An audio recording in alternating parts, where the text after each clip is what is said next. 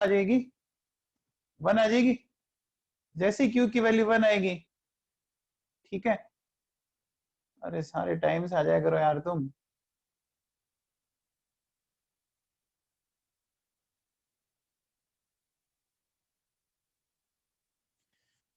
हाँ देखो, अगर स्टैंडर्ड कंडीशन ली तो क्यूसी 1 हो जाएगा, है ना।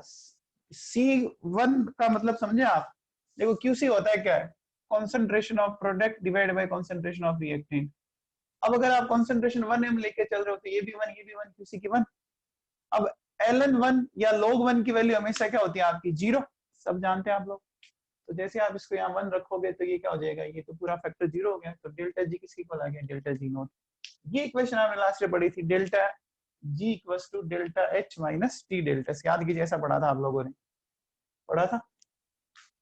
इसी इक्वेशन के बेसिस पर आपने एक चीज सीखी थी, क्या आपने एक चीज ये सीखी थी कि जब डेल्टा जी 0 हो स्टेट इक्विलिब्रियम होती है। जब डेल्टा जी पॉजिटिव है इसको नॉन स्पॉन्टेनियस बोलते हैं, एंड जब डेल्टा जी नेगेटिव है तो इसको स्पॉन्टेनियस बोलते हैं। यानी डेल्टा जी नेगेटिव आएगा तो प्रोसेस कैसा हो जाएगा, स्पॉन्टेनियस हो जाएगा। ये हमारे लिए बहुत काम की चीज है, ठीक है ना। सारा 11th का ही है ये मामला। अब देखो सुनो, जैसे मान लीजिए अपन एक मेटल ऑक्साइड का फॉर्मेशन करते हैं। तो मैंने मान लीजिए जिंक ऑक्साइड का फॉर्मेशन कर रहा हूँ, ठीक है ना। तो जिंक ऑक्साइड का जब अपन फॉर्मेशन कर रहे हैं तो जिंक सॉलिड और हाफ ऑफ ऑक्सीजन लिया, मिल गया जिंक ऑक्साइड। अब देखिए बेटा, इधर ये एक सॉलिड है और ये गैसियस फेज में, तो इसका मतलब इधर की एंट्रोपी कंपैरेटिवली ज्यादा होगी उधर से, क्योंकि उधर सारी क्या है, सॉलिड है। इधर एक सॉलिड एक गैसियस फेज है कि नहीं है। तो इधर एंट्रोपी ज्यादा है, मोर एंट्रोपी, उधर एंट्रोपी क्या होगी, लेस एंट्रोपी होगी कि नहीं होगी। एंट्रोपी का ऑर्डर क्या होता है, किसकी एंट्रोपी सबसे ज्यादा होती है, गैसियस फेज की सबसे ज्यादा एंड सॉलिड फेज की सबसे कम, और लिक्विड उसके बीच में आता है कि नहीं आता है। ये बात समझ में आई, ठीक है ना। तो एंट्रोपी चेंज निकालना है, तो इधर मोर एंट्रोपी उधर लेस एंट्रोपी। मान लो एक बार ये 10 है और वो मान ली मैंने 5 है। मोर के लिए मान लिया मैंने एक बार ये वैल्यू मान ली 10, मान ली एक बार समझने के लिए, और ये मैंने मान ली एक बार 5, जस्ट समझने के लिए। तो जब हमें डिफरेंस निकालना है तो हम क्या करते हैं, फाइनल माइनस इनिशियल करते हैं। तो फाइनल क्या है 5, इनिशियल क्या है 10। 5 माइनस 10 क्या आएगा, -5 आएगा कि नहीं आएगा, 5 माइनस 10, तो -5 आएगा कि नहीं आएगा। यानी वो वैल्यू किस में आएगी, नेगेटिव में आएगी कि नहीं आएगी, तो वैल्यू आई नेगेटिव में। अच्छा, जब भी आप किसी का कंबर्शन करते हो या किसी का भी ऑक्सीडेशन करते हो, वो प्रोसेस हमेशा कैसा होता है, एक्सोथर्मिक। तो डेल्टा एच भी क्या होगा, नेगेटिव। अब देखो सुनो, आप टेम्परेचर बढ़ाते जा रहे हो सकता है वो जिंक सॉलिड से जिंक लिक्विड फेज में आ गया, आ सकता है नहीं आ सकता, आ सकता है। आते ही यहाँ इस साइड की जो एंट्रोपी वो अचानक से बढ़ गई। तो देखो यहाँ मैंने लिखा मोर एंट्रोपी, यहाँ मैंने लिखा मोर मोर एंट्रोपी, लिखा कि नहीं लिखा। जैसे मान लीजिए अभी पहले 10 थी, अब मान लीजिए मैं इसको लिख देता हूँ 15। ये इधर सॉलिड ही रहेगा क्योंकि आयनिक कंपाउंड है, ठीक है ना। आप टेम्परेचर और बढ़ाते गए, देखो पहले सॉलिड से लिक्विड फेज में गया, लिक्विड से गैसियस फेज में आ गया कि नहीं आ गया। तो जैसे ये गैसियस फेज में आया तो एंट्रोपी और बढ़ गई। तो देखो अब यहाँ क्या लिखा, मोर मोर मोर एंट्रोपी।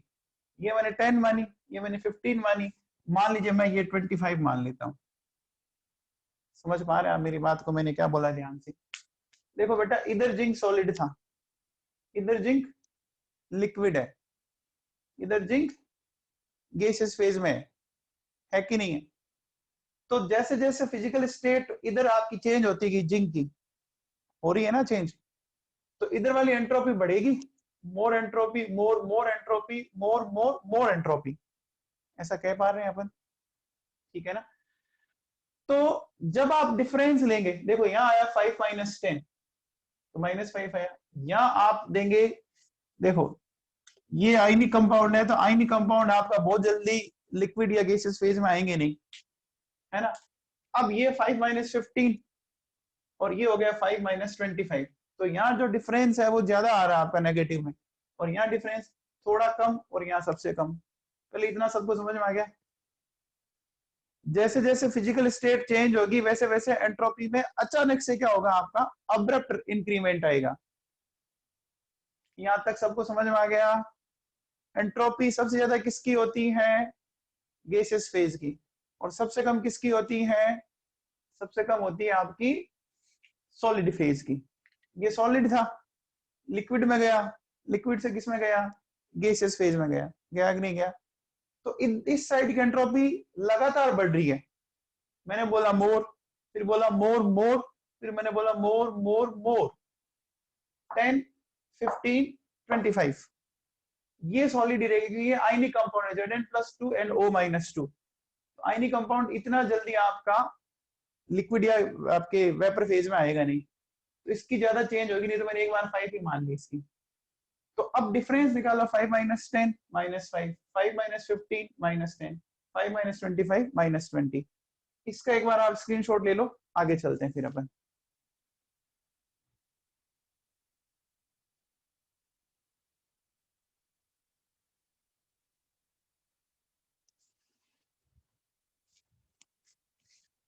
अब देखो बेटा सुनो,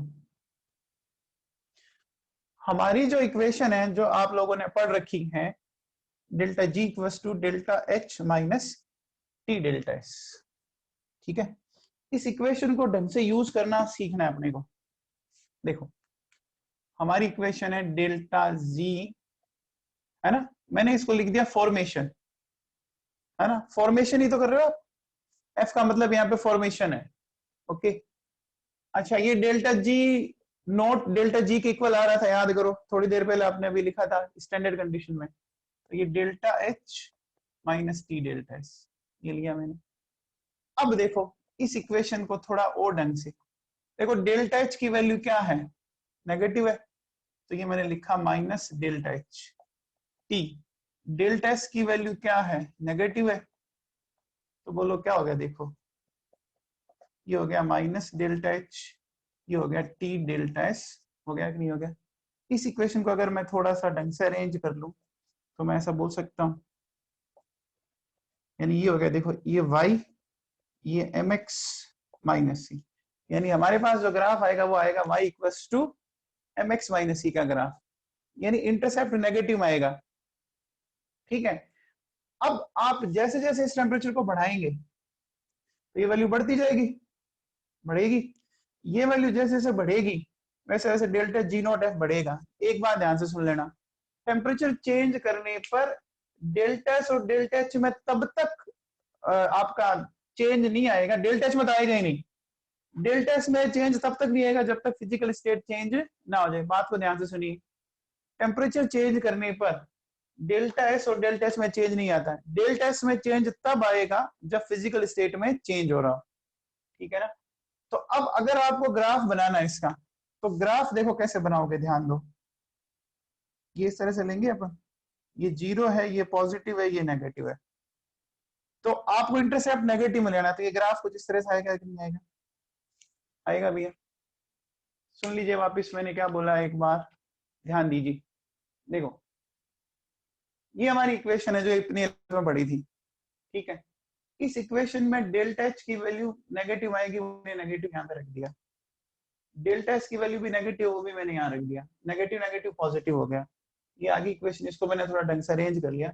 मैंने एक ग्राफ बनाया किस किस के बीच में? डेल्टा जी नॉट फॉर्मेशन और टेम्परेचर के बीच में, ठीक है ना? तो ये हो गया वाई एक्सिस पर और टी हो गया आप एक्स एक्सिस पर, ठीक है? तो ये डेल्टा एस हो गई स्लोप आपकी और डेल्टा एच हो गया आपका इंटरसेप्ट। इंटरसेप्ट नेगेटिव आ रहा है, नेगेटिव का मतलब जीरो से नीचे से स्टार्ट करना है, तो मैंने देखो यहाँ से स्टार्ट किया। अब जैसे जैसे मैं टेम्परेचर बढ़ाऊंगा वैसे वैसे ये फैक्टर बढ़ता जाएगा, तो जैसे ये फैक्टर बढ़ता जाएगा तो ग्राफ कहाँ जाएगा? ऊपर। वैसे भी आपको पता होगा y equals to mx minus c का ग्राफ ऐसे आएगा। यहाँ तक किसी को कोई डाउट है?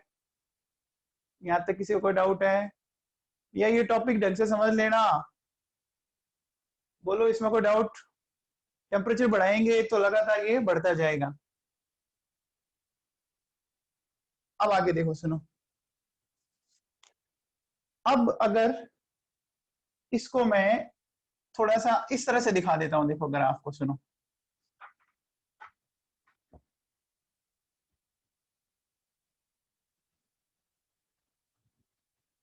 एक काम करें अपन, देखिए कि मैंने ग्राफ कुछ इस तरह से बनाया,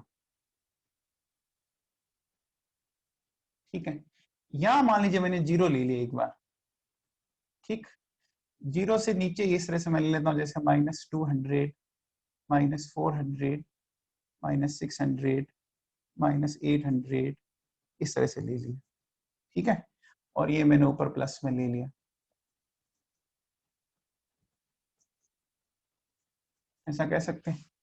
तो ये वाली जो लाइन है वो जीरो वाली लाइन है। जीरो वाली लाइन को एक बार मैं थोड़ा सा इस तरह से दिखा देता हूँ, ऐसे दिखा दिया, ठीक है। अब आपको पता है ग्राफ स्टार्ट नेगेटिव से होना है, तो नेगेटिव से होना है तो मान लीजिए मैं इस तरह से स्टार्ट करता हूँ। ये ग्राफ ऐसे, ग्राफ यही बनाया मैंने, यही वाला ग्राफ यहाँ बनाया मैंने। अब क्या किया कि नेगेटिव और ये वैल्यू ले ली, देखिए तो नेगेटिव है ना, ये देखो जीरो से नीचे, समझ में आ गया। तो अब देखो बेटा, इस ग्राफ को थोड़ा ढंग से समझना। ये वाला जो पार्ट है वो जीरो से नीचे है, जीरो से नीचे है, इसका मतलब यहाँ जो डेल्टा जी नोट फॉर्मेशन है वो नेगेटिव में है कि नहीं है। इस पार्ट को अपन ए पार्ट बोल देते हैं, और ये वाला जो पार्ट है इस पार्ट को मैं बोल देता हूँ बी पार्ट, और इसका डेल्टा जी नोट फॉर्मेशन क्या आएगा, पॉजिटिव। समझ में आ गया भाई, जीरो से नीचे नेगेटिव है, चेक करो, और जीरो से ऊपर क्या है, पॉजिटिव है कि नहीं है। ये इतना समझ में आ गया। देखिए ये हमारी इक्वेशन थी। हमने बोला जब भी आप किसी मेटल ऑक्साइड का फॉर्मेशन करोगे तो आप ऑक्सीजन के साथ रिएक्शन कराओगे। ऑक्सीजन के साथ जब भी रिएक्शन होती है 99% केसेस में हीट रिलीज होती है, यानी एक्सोथर्मिक होता है, तो डेल्टा एच नेगेटिव आ गया। अच्छा, एंट्रोपी आपने देखी थी कम हो रही थी, ठीक है ना, क्योंकि इधर गैसियस फेज में ऑक्सीजन थी, उधर कुछ नहीं था, तो एंट्रोपी चेंज नेगेटिव था, अभी बताया था मैंने थोड़ी देर पहले। तो ये मैंने यहाँ पे नेगेटिव रख दिया, ये नेगेटिव नेगेटिव पॉजिटिव हो गया। इक्वेशन को मैंने अरेंज किया, इस तरह से दिखा दिया। हमने डेल्टा जी नॉट फॉर्मेशन और टी के बीच में ग्राफ बनाना, तो ये हो गया y equals to mx minus C. Minus C मतलब नीचे से स्टार्ट करना है, तो मैं इस ग्राफ को यूज ना लेके मैं इस ग्राफ को यूज ले रहा हूँ, ठीक है ना। तो यहाँ तक किसी को डाउट है तो बोलो पहले।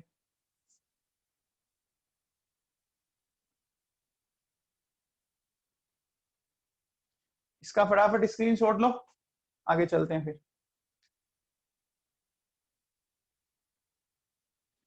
बेटा आज की क्लास बहुत ढंग से अटेंड कर लेना।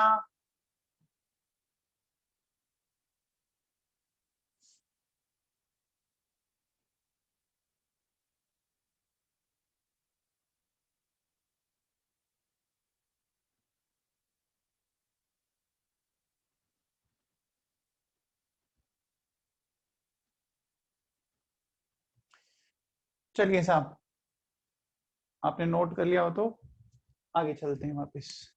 अब देखो ये वाला मैं हटा रहा हूं, अब अपन इस ग्राफ की कुछ स्टडी करते हैं।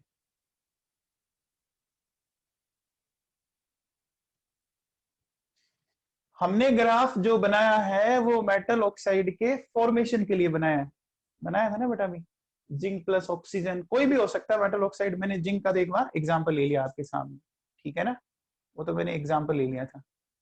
अब अपन एक काम करते हैं, ऐसा मान लीजिए ये मेटल प्लस ऑक्सीजन, ये कोई मेटल ऑक्साइड बना होगा सपोज, एक सिंपल सी बात हमने ऐसा कर ली। सबसे पहले देखो पार्ट ए की बात करें तो पार्ट ए में, ये पार्ट ए है, इसका डेल्टा जी नोट फॉर्मेशन क्या है, नेगेटिव है। मतलब कि अपन ऐसा बोलेंगे m plus half O2, MO के लिए जो डेल्टा जी नोट फॉर्मेशन है वो नेगेटिव है। नेगेटिव से मतलब प्रोसेस क्या है, स्पॉन्टेनियस है। प्रोसेस क्या है, स्पॉन्टेनियस है। इसका मतलब प्रोसेस जो होगा वो स्पॉन्टेनियस होगा, ठीक है। यानी अपन क्या बोलेंगे, एमओ विल फॉर्म, स्पॉन्टेनियस का मतलब जो अपने आप होता हो, है ना। यानी इस वाले पार्ट में तो एमओ बन रहा है, बन रहा है कि नहीं बन रहा, ठीक है।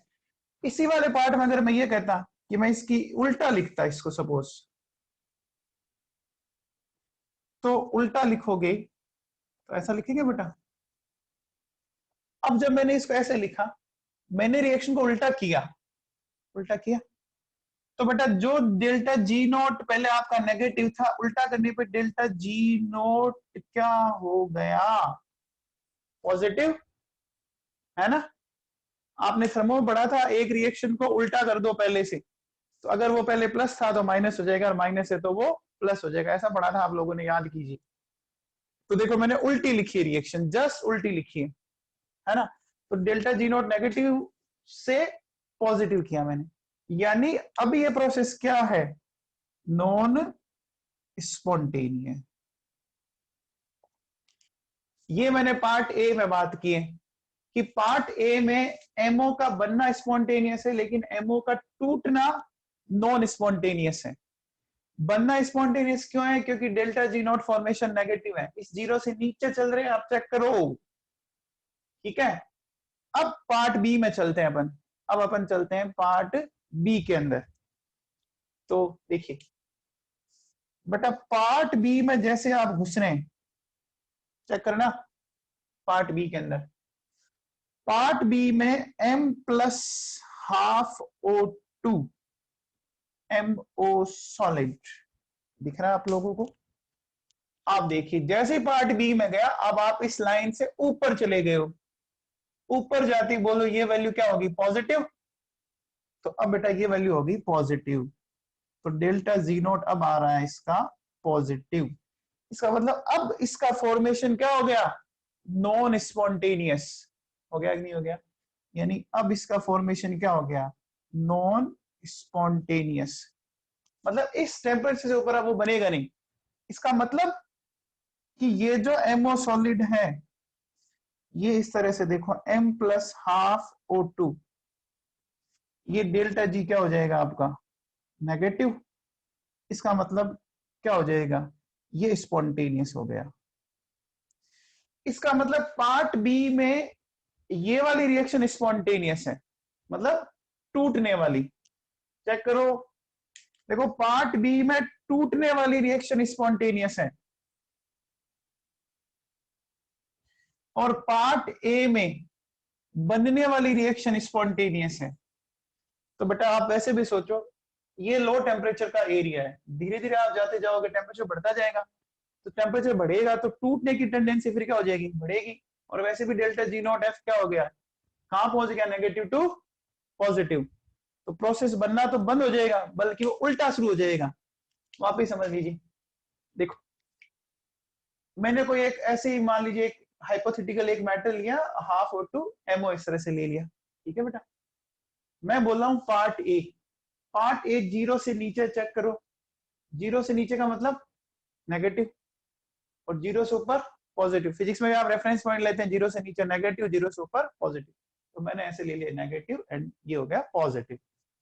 अब देखिए पार्ट ए में जब हमने मेटल और ऑक्साइड, ऑक्सीजन को रिएक्ट करके मेटल ऑक्साइड बनाया, तो डेल्टा जी नॉट नेगेटिव आ रहा है, इस रिएक्शन के लिए नेगेटिव है, तो इसका उल्टा जो लिखा वो पॉजिटिव हो जाएगा। यानी इस पार्ट में मेटल ऑक्साइड बन रहा है, बन रहा, ठीक है। अब मैं यहां से यहां पहुंच गया इस वाले पार्ट में, ठीक है।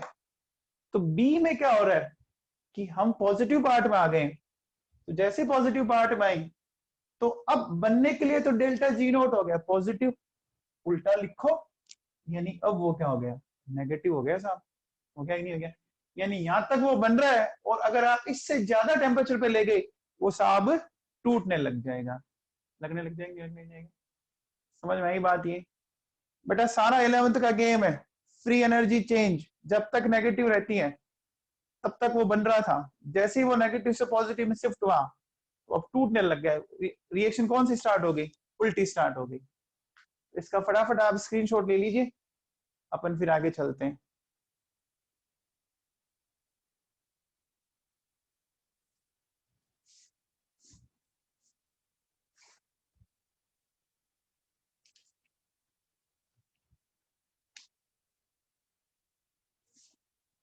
ओके, पार्ट बी एक बार वापस बताना, चलो ठीक है। पार्ट बी देखो बेटा, पार्ट बी ध्यान दीजिए थोड़ा सा, पार्ट बी अगर ध्यान दो ना, तो चेक करो पार्ट बी कहां दिख रहा है आपको, यहां दिख रहा है, ये पार्ट बी 0 से ऊपर है, ऊपर का मतलब 0 से ऊपर का मतलब क्या होगा, पॉजिटिव, पॉजिटिव लिया। तो पार्ट बी में मेटल ऑक्साइड के फॉर्मेशन के लिए जो डेल्टा जी नोट आ रहा है पॉजिटिव आ रहा है।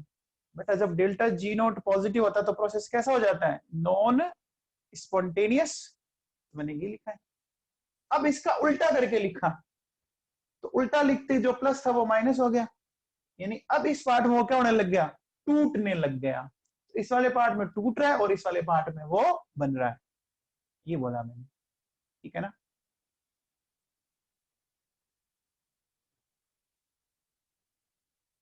ओके, स्क्रीनशॉट ले लिया हो तो आगे चले बच्चों।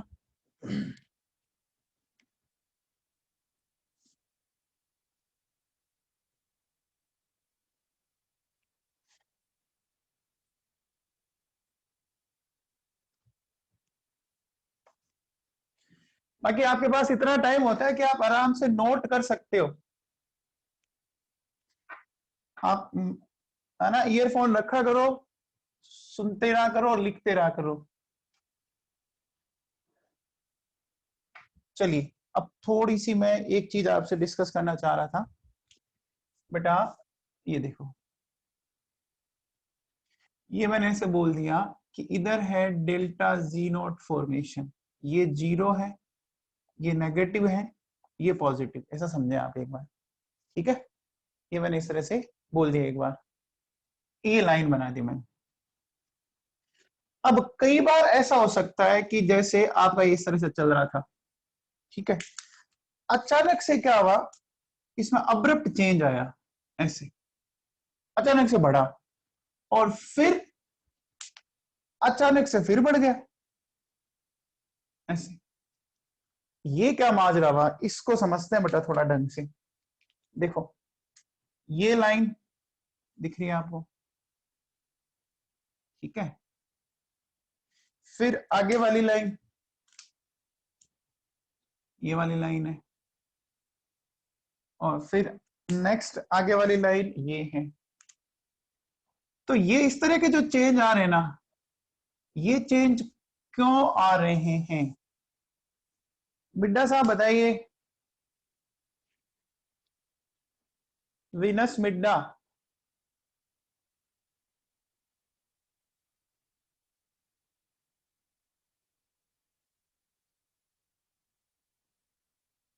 वेरी गुड, सारांश छा गया भाई तू तो, स्टेट चेंज होगी, वेरी गुड,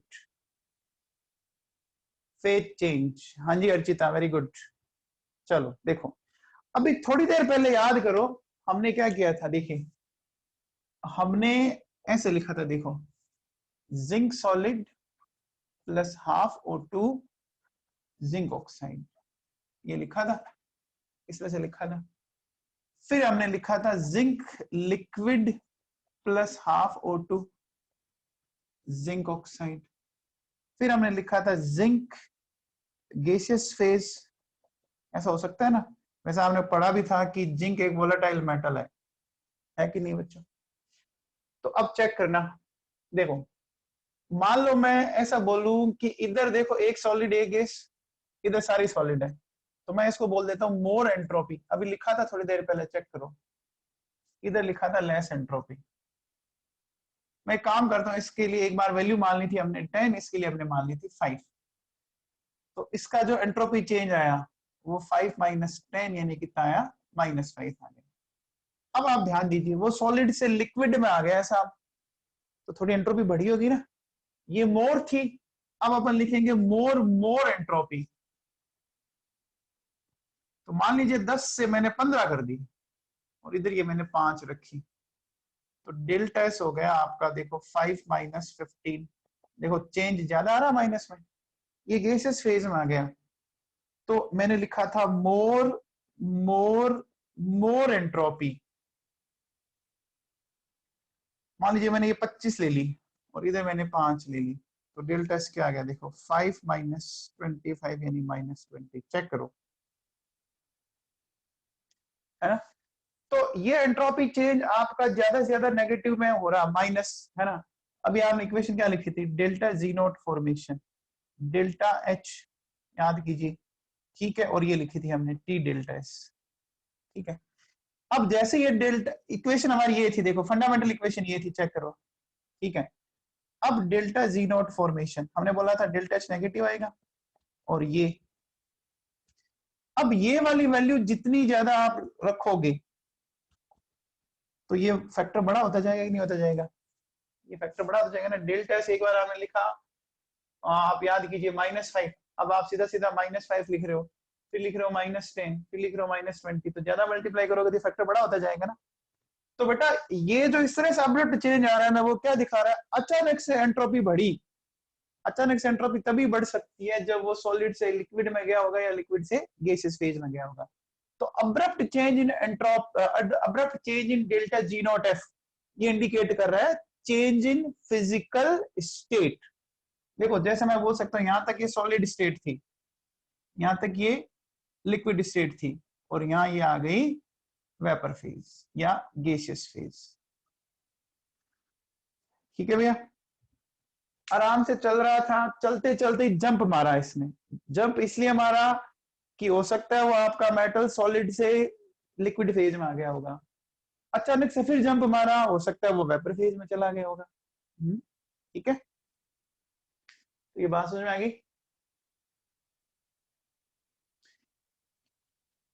तो आपसे अगर कोई पूछे बताओ abrupt change in the value of delta G not F indicates, क्या बोलना आपको, ये क्या इंडिकेट करता है, ये इंडिकेट करता है चेंज इन फिजिकल स्टेट। क्या इंडिकेट करता है, चेंज इन फिजिकल स्टेट, ठीक है ना। चलिए अब देखिए सुनिए, ये इसका स्क्रीनशॉट ले लो, बात करते हैं आगे। बेटा एकदम कॉन्सेंट्रेट होके इस टॉपिक को समझना।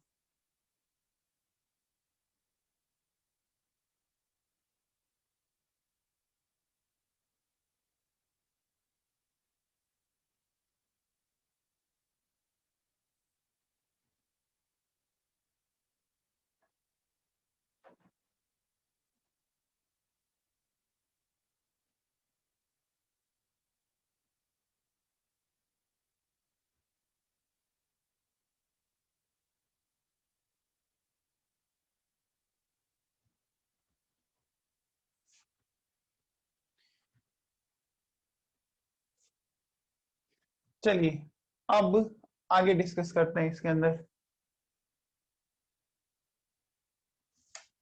तो आगे क्या है सुनना,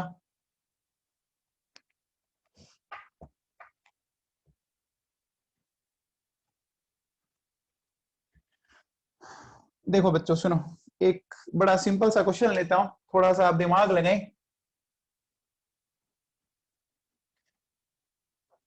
हमने लिया इधर डेल्टा जी नॉट एफ और इधर ले लिया टेम्परेचर, ये हमारी जीरो वाली लाइन है, जीरो से नीचे नेगेटिव, जीरो से ऊपर पॉजिटिव, ठीक है। अब मैं कुछ ग्राफ बना रहा हूं, जैसे ये मैंने बनाया Ag2O के लिए, ठीक है।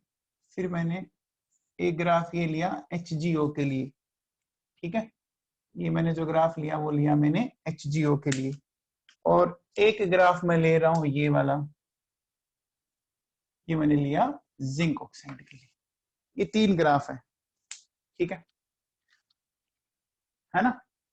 तो अब ये आपको बताना है कि इस ग्राफ के बेसिस पे ये बताइए कि कौन सा ऑक्साइड लीस्ट स्टेबल है, विच ऑक्साइड इज लीस्ट स्टेबल।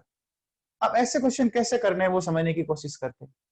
देखो लीस्ट स्टेबल का मतलब टूट जाए, वेरी गुड, ये साधवानी छा गया भाई, Ag2O सही है, चित्रक सही है, अंजीरिया रोसवान Ag2O, बहुत बढ़िया बहुत बढ़िया, किशोर प्रजापत बहुत बढ़िया, चलो अर्चिता, दीपिका, ठीक है। चलिए मैं एक्सप्लेन करता हूँ बच्चों, सुनो। देखो बेटा, जीरो से नीचे नीचे तक तो मैंने क्या बोला था बनता रहेगा, और जीरो से ऊपर जाते ही टूट जाएगा। तो जीरो से ऊपर सबसे पहले कौन जा रहा है, देखो देखो ये जीरो वाली लाइन को अपन इस तरह से देखो चेक कर लेते हैं, P1, फिर इसकी चेक कर ली मैंने, T2, फिर मैंने इसकी चेक कर ली T3 कर ली। यहां से आपको ये तो दिख रहा होगा ना T1 T2 T3, दिख रहा है कि नहीं दिख रहा? T3 सबसे ज्यादा है और T1 सबसे कम है, यानी थोड़ा सा टेम्परेचर बढ़ाते कौन टूट रहा है? Ag2O टूट रहा है। इसका मतलब Ag2O सबसे अनस्टेबल ऑक्साइड हुआ इसके अंदर। Is it clear? देखो एक बात सुनो भाई, ये टेम्परेचर T1 पे टूट रहा है, ये T2 पे टूट रहा है। Ag2 और HGO के लिए जो टेम्परेचर है ना वो इतना कम होता है, मतलब आप ये समझ लो कि 400 के आसपास ही टूट जाएंगे, ठीक है ना। जिंक ऑक्साइड को भी आप तोड़ सकते हो, लेकिन बेटा इसको तोड़ने के लिए आपको टेम्परेचर इतना काम में लेना पड़ेगा कि आपकी फ्यूल का खर्चा बहुत ज्यादा बढ़ जाएगा। तो फिर हम उसको मेटलर्जी, हमने क्या बोला था कि हमें खर्चा नहीं बढ़ाना है, हम खर्चा कम से कम रखना चाहते हैं, तो इसलिए देखो इसका टेम्परेचर ज्यादा है, ठीक है ना। तो हम प्रैक्टिकली इसको कर सकते हैं, लेकिन इंडस्ट्रीज पॉइंट ऑफ व्यू से काम का नहीं है, क्योंकि इसके लिए टेम्परेचर इतना ज्यादा चाहिएगा कि हमारा खर्चा क्या कर देगा, वो बढ़ा देगा, ठीक है ना साहब। समझ में आई बात मैंने क्या बोला? तो अब देखो सुनो, ये दो जो ऑक्साइड है ना, ये तो आपको आज याद कर ही लेने कि ऐसे कौन से दो ऑक्साइड है जो हीटिंग करने पे प्योर मेटल दे देते हैं नॉर्मल कंडीशन में। तो Ag और Hg, दोनों में Gg है, Ag और Hg। तो देखो क्या हुआ, Ag2O हीट करेंगे अपन, हीट करते ही ये टूट जाएगा ऐसे, HgO इसको भी हीट करो टूट जाएगा ये, है ना। तो ये दोनों ऑक्साइड तो नॉर्मल कंडीशन में टूट रहे हैं, है ना, मतलब कोई बहुत ज्यादा हाई टेम्परेचर नहीं। टूट तो जिंक ऑक्साइड भी जाएगा बच्चों, बट मेरी बात को ध्यान से सुनना है कि उसको तोड़ने के लिए टेम्परेचर बहुत ज्यादा चाहिएगा, और इतना टेम्परेचर चाहिएगा कि वो टेम्परेचर हमारे खर्चे को बढ़ा देगा, एक्सपेंडिचर को बढ़ा देगा। तो प्रैक्टिकली फिर अपन उसको यूज नहीं लेंगे। सपोज मान लीजिए आप ऐसा सोचिए कि आपका मेटल तो मिला 50 रुपए का और खर्चा आ गया आपका बिजली का 100 रुपए, तो भाई साहब घाटे में चले गए ना आप तो। मेटल तो मिला 50 रुपए का और बिजली का खर्चा आ गया आपका 100 रुपए, करोगे क्या? तो दुनिया के हर मेटल को अपन तोड़ सकते हैं हाई टेम्परेचर ला के, लेकिन बुद्धिमानी नहीं है उसमें कि अगर आपने हाई टेम्परेचर पर, जैसे आयरन का ऑक्साइड है वो 3000 डिग्री सेल्सियस पर जाके टूटेगा, तो भाई साहब खर्चा इतना लग जाएगा कि आपके आयरन का प्रोडक्शन बहुत महंगा हो जाएगा। तो बेटा आपसे पूछ रहे हैं कि ऐसे कौन से दो मेटल ऑक्साइड हैं जो नॉर्मल टेम्परेचर पर टूट जाते हैं? तो Ag और Hg दिमाग में फिट कर लेना। आपको जब भी कभी स्टेबिलिटी का क्वेश्चन दे, आपको जीरो वाली लाइन से इस तरह से आपको क्या करना है, ऐसे कनेक्ट करके देख लेना है। टेम्परेचर T1 T2 T3 पता लग जाएगा इधर वाला टेम्परेचर सबसे कम है। तो समझ में आया ये? जीरो से जैसे ऊपर जाएगा वो कैसा हो गया, पॉजिटिव, और पॉजिटिव में आते ही वो टूटने लग जाता है। टूटने का मतलब वो क्या हो गया, वो स्टेबल से अनस्टेबल की तरफ चला गया, वो टूटने का मतलब अनस्टेबल हो गया ना। तो स्क्रीनशॉट ले लो, आगे चलते हैं।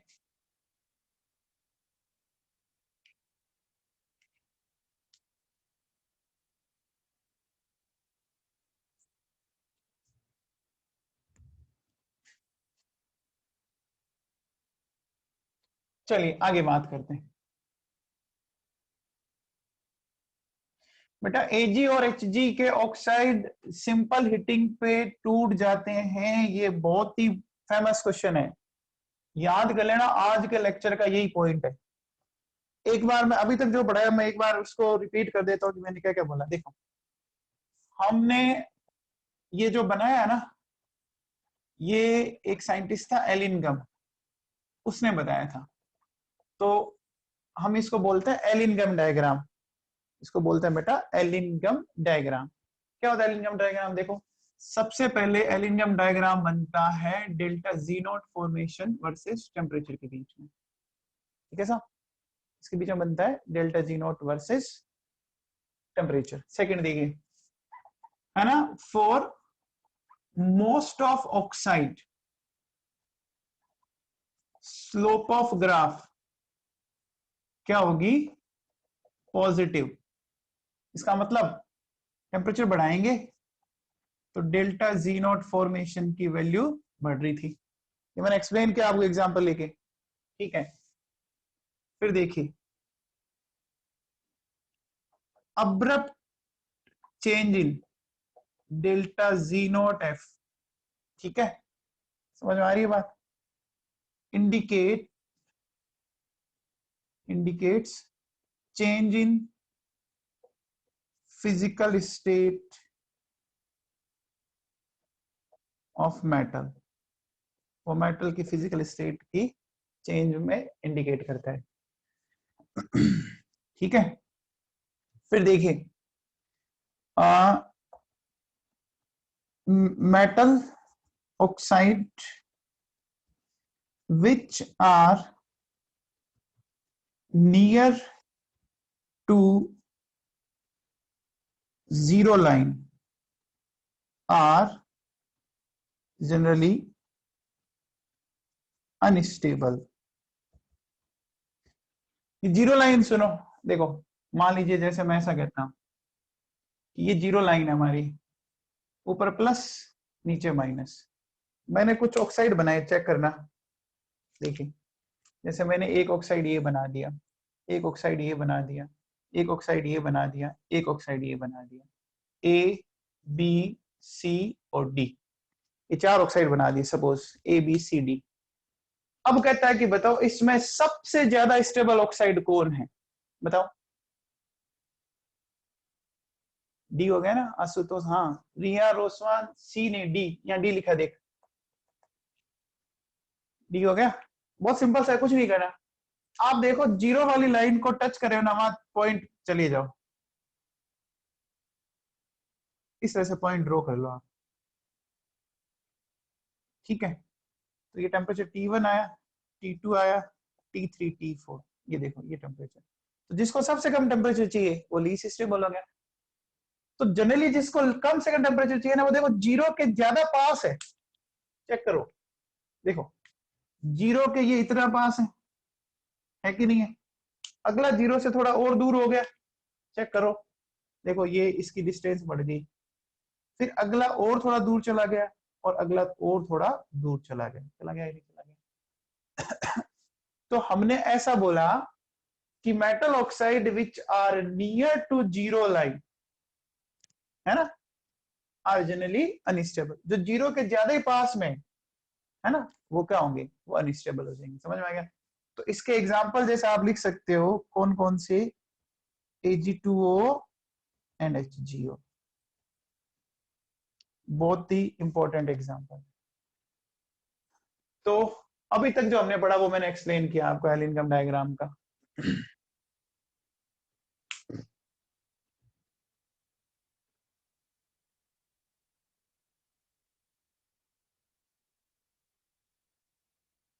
स्क्रीनशॉट ले लो, आगे चलते हैं बेटा।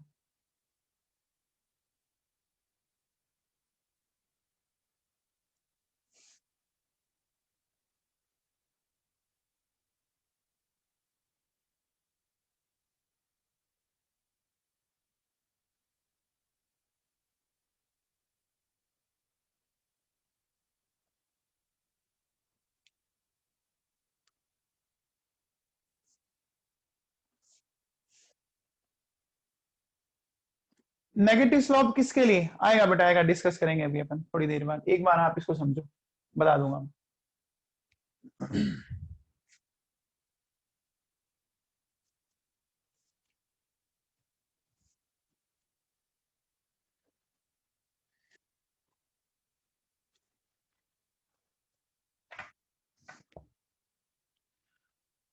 अब भैया अपन ने अभी जब मेटलर्जी पढ़ी थी तो हमने कुछ रिड्यूसिंग एजेंट काम में लिए थे, याद कीजिए।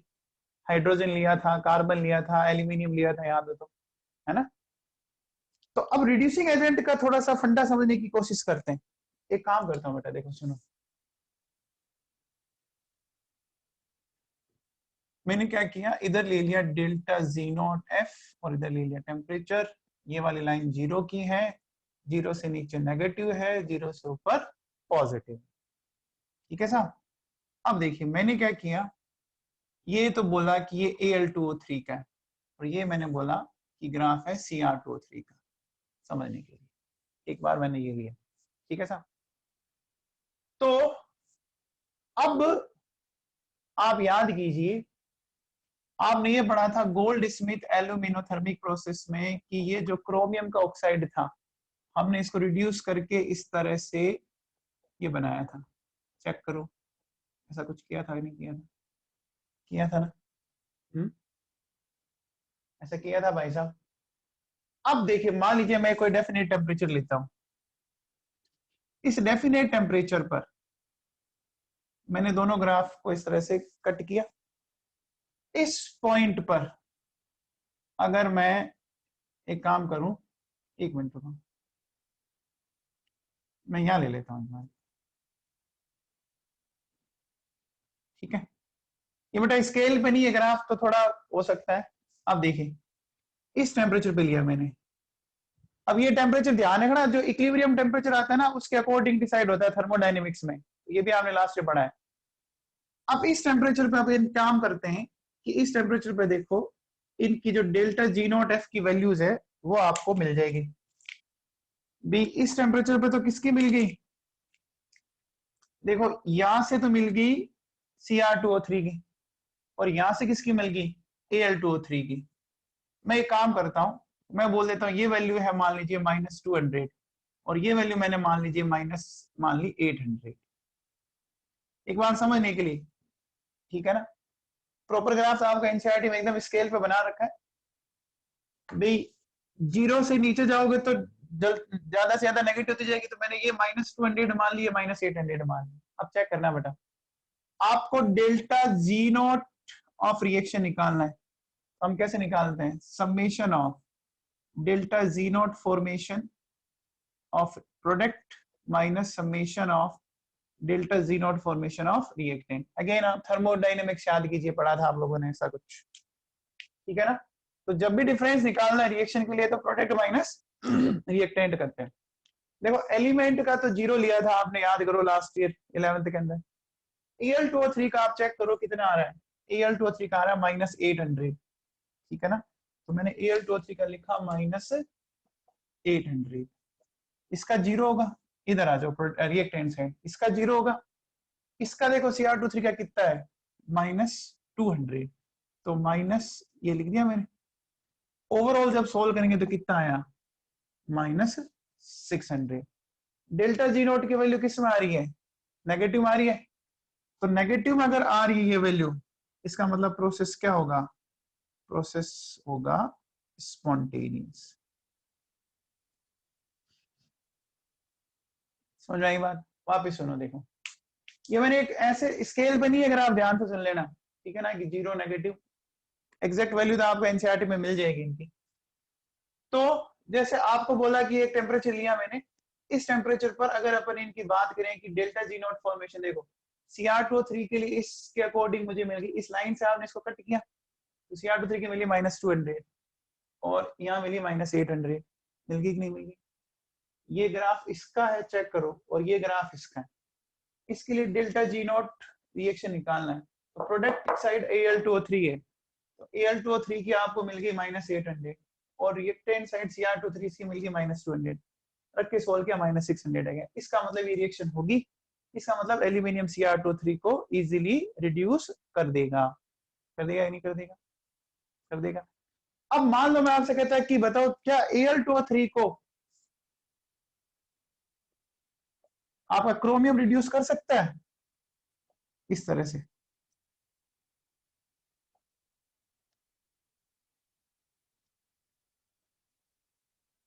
कि क्या इसी टेम्परेचर पर नहीं कर सकता, क्यों नहीं कर सकता, हाँ जी, delta G will be positive. Okay,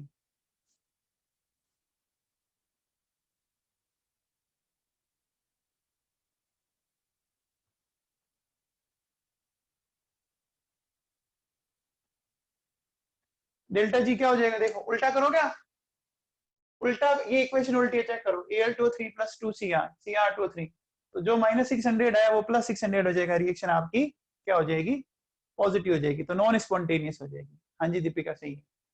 अब देखो मैं एक लाइन बोल रहा हूं, एकदम ध्यान सुन लेना, वो लाइन आपको बड़ी काम आने वाली है। क्या बोला मैंने, देखो कि जो मेटल नीचे आ रहा है, जो मेटल नीचे आ रहा है वो मेटल ऊपर वाले ऑक्साइड को रिड्यूस कर देगा। इस लाइन को आप 2-3 बार अपने मन ही मन में याद करें। जो मेटल एलिनगम डायग्राम में नीचे आ रहा है वो मेटल अपने से ऊपर आने वाले मेटल ऑक्साइड को आराम से रिड्यूस कर देगा। अब वो बात अपन यहां लगाते हैं, बेटा एल्यूमिनियम नीचे है क्रोमियम से, तो एल्यूमिनियम जो है वो क्रोमियम के ऑक्साइड को रिड्यूस कर देगा। देखो कर रहा है ये, ठीक है ना। तो ये लाइन बड़ी काम की है ना, आपके मेटलर्जी में तो बहुत ही ज्यादा काम आएगी। 2 पॉइंट तो पहले आए थे, Ag2O HgO are unstable, and एक ये लाइन कि जो मेटल ऑक्साइड नीचे है वो ऊपर वाले, है ना, जो मेटल ऑक्साइड का ग्राफ नीचे आ रहा है वो मेटल ऊपर वाले मेटल ऑक्साइड को रिड्यूस कर देगा। ठीक है साहब, तो बोलो ये कर सकता है नहीं कर सकता है ना। तो ये लाइन दिमाग में फिट करो, क्योंकि इसका मैथमेटिकली मैंने ये बताया कि ऐसा क्यों होता है। अब एग्जाम में आपको ऐसे कैलकुलेट नहीं करना है ग्राफ में, सीधे आपको बताना है, बताना है नहीं बताना। रिड्यूस करने के लिए जिस आप रिड्यूस करवाना चाहते हो वो नीचे होना चाहिए, वो नीचे होना चाहिए। ठीक है, इसका स्क्रीनशॉट लो, मैं इस पे क्वेश्चन करवाता हूं आपको।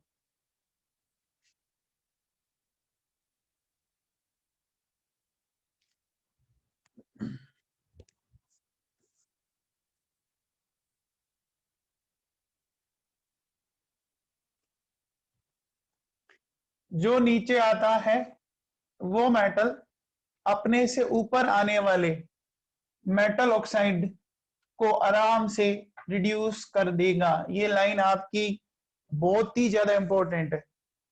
चलो मैं आपको बना के बताता हूँ। ठीक है, ये मान लीजिए जीरो वाली लाइन यहाँ पर एक बार के लिए। ठीक है,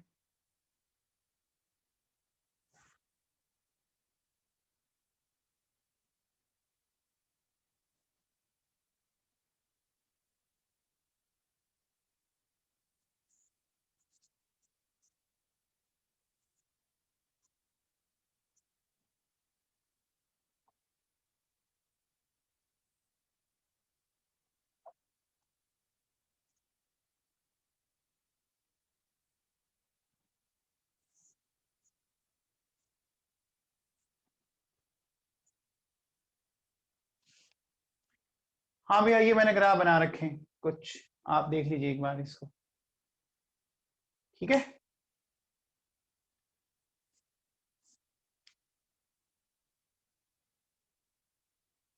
बेटा मैंने ये बोला था ना कि ये जो मैंने अभी पिछले एग्जांपल में ग्राफ बनाया वो स्केल पे नहीं है, इसीलिए वो जो पहले पॉइंट लिया था वो मैंने फिर इधर शिफ्ट किया था।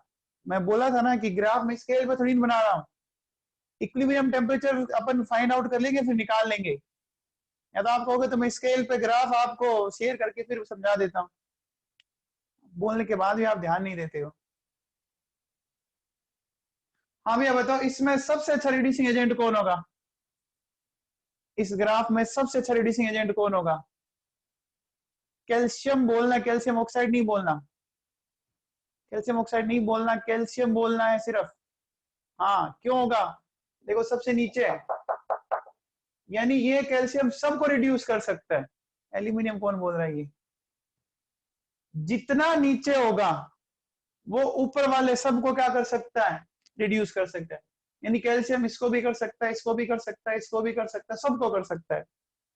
अच्छा एक बार बताओ कि क्या सिल्वर जो है वो जिंक ऑक्साइड को रिड्यूस कर देगा, क्या सिल्वर है वो जिंक ऑक्साइड को रिड्यूस कर देगा, नहीं करेगा, नहीं करेगा ना, क्योंकि देखो सिल्वर क्या है ऊपर है, जिंक क्या है नीचे है। तो बेटा लाइन जो काम किया वो ये है कि जो मेटल नीचे आ रहा है वो ऊपर वाले मेटल ऑक्साइड को रिड्यूस कर सकता है। तो बताओ अगर आपसे इनके अकॉर्डिंग आपसे पूछा जाए, बताओ इनकी रिड्यूसिंग स्ट्रेंथ का ऑर्डर बताओ, रिड्यूसिंग स्ट्रेंथ का ऑर्डर।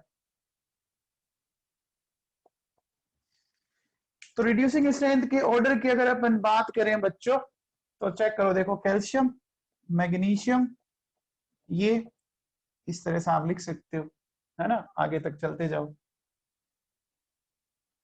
आप प्रॉपर ग्राफ जो डाटा एकदम है वो एनसीईआरटी में चेक कर लेना, क्योंकि अब उस तरह से तो ग्राफ बनाने में बहुत टाइम खराब हो जाएगा अपना, समझने पे ध्यान दीजिए आप। इसका स्क्रीनशॉट लो, आगे चलते। ये पॉइंट, ये जो टॉपिक पढ़ा है ना, इसको ढंग से रिवाइज कर लेना आज, क्योंकि ये थोड़ा अलग है टॉपिक। यस साधवानी, ऑक्साइड नहीं लिखना बेटा, सिर्फ मेटल लिखना है। देखिए कैल्शियम, मैग्नीशियम, एल्यूमिनियम, ऐसे। कैल्शियम ऑक्साइड थोड़ी रिड्यूसिंग एजेंट का काम करेगा, सिर्फ कैल्शियम करेगा। तो कैल्शियम को जब ऑक्सीजन मिलेगी तो उसका ऑक्सीडेशन हो जाएगा।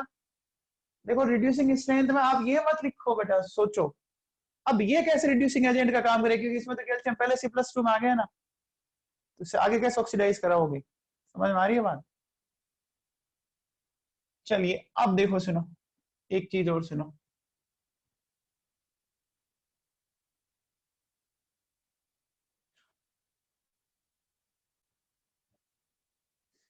मैंने ऐसे बोला,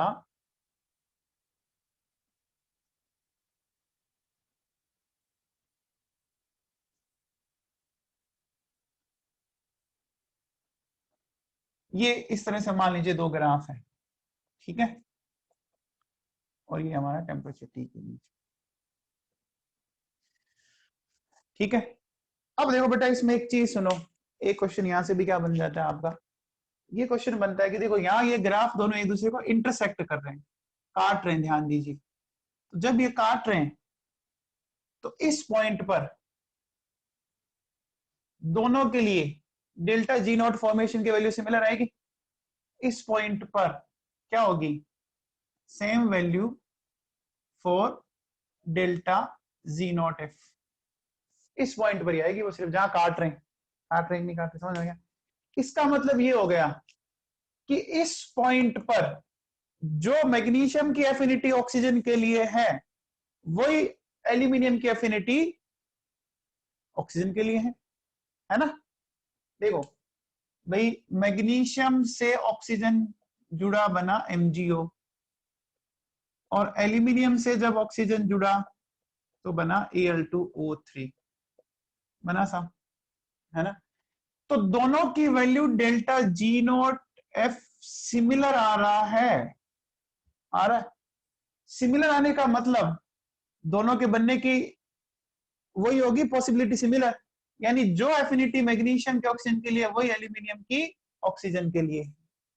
तो बेटा पॉइंट ऑफ इंटरसेक्शन क्या दिखाता है ना, equal affinity of two metal for oxygen, equal affinity for two metal for oxygen. ये भी क्वेश्चन एग्जाम आता है।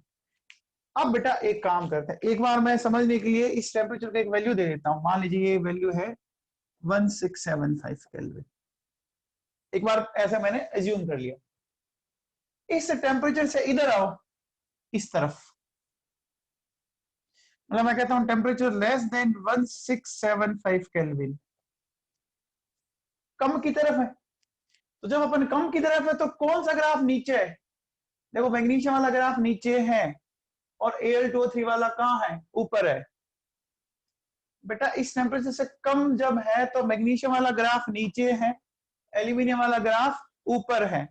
तो मैं क्या कह सकता हूं कि मैग्नीशियम कैन रिड्यूस Al2O3। मैंने क्या बोला था, जो नीचे है वो ऊपर वाले को रिड्यूस करता है। अब बताओ अगर मैं टेम्परेचर इससे ऊपर ले जाऊं तो क्या अब मैग्नीशियम Al2O3 को रिड्यूस कर पाएगा, ऊपर का मतलब इस तरफ आ जाओ, तो क्या अब मैग्नीशियम कर पाएगा, नहीं कर पाएगा ना। अब क्या होगा, अब बोलो क्या होगा, अब कौन किसको रिड्यूस करेगा, अब कौन किसको रिड्यूस करेगा, हाँ aluminium can reduce MgO, very good Mudita. तो बेटा अब क्या होगा देखो, एल्यूमिनियम कैन रिड्यूस MgO। तो बेटा सारा गेम जो है ना वही है कि आपको क्या करना है, टेम्परेचर चेक कर, मतलब जो नीचे है ना वो ऊपर वाले को रिड्यूस करता है। तो ये मैंने आपको एलिनियम डायग्राम एक बार समझा दिया। अब देखो बेटा एलिनियम डायग्राम मैंने आपको जो क्वेश्चन बुकलेट भेजी थी उसके लास्ट में कुछ क्वेश्चंस दिए हुए, एक बार आप उनको ट्राई करना। कल मैं इस पे बेस कुछ क्वेश्चंस करवाऊंगा। लाइनें क्या ध्यान रखनी है, सुन लो। एलिनियम डायग्राम में किस किस के बीच में बनता है, delta ji note formation versus temperature. For most of oxides graph जो होता है स्लोप ऑफ ग्राफ पॉजिटिव होता है, मतलब टेम्परेचर बढ़ेगा डेल्टा जी नोट एफ बढ़ेगा, बढ़ेगा बेटा, ठीक है ना। फिर जीरो से नीचे वाली लाइन आपकी नेगेटिव थी, जीरो से ऊपर वाली लाइन पॉजिटिव थी। जब तक नीचे नेगेटिव था तब तक तो बन रहा था, ऊपर आते ही उसका टूटना शुरू हो गया। तो जो मेटल ऑक्साइड जीरो वाली लाइन को जल्दी पार कर जाते हैं, है ना, वो अनस्टेबल होते हैं। दो ऑक्साइड बताए थे, Ag2O HgO, अनस्टेबल। ऐसा ऐसा मैंने बोला था आप लोगों को, ठीक है ना। फिर मैंने ये बोला कि एक मेटल जो एल्यूमिनियम डायग्राम में नीचे आ रहा है वो ऊपर वाले मेटल ऑक्साइड को आराम से रिड्यूस कर सकते हैं।